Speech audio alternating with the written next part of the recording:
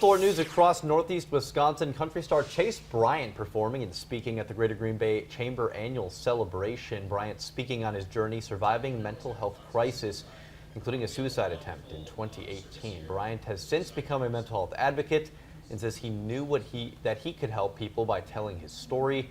He encouraged those in attendance to spend time taking care of themselves. I hope if anything, you'll spend just a little extra time on yourself. Spend more time on yourself. Slow down.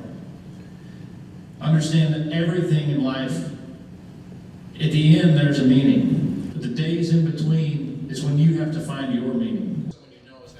Brian says it's important to know people are not alone and that someone is out there listening and has their back. A father who lost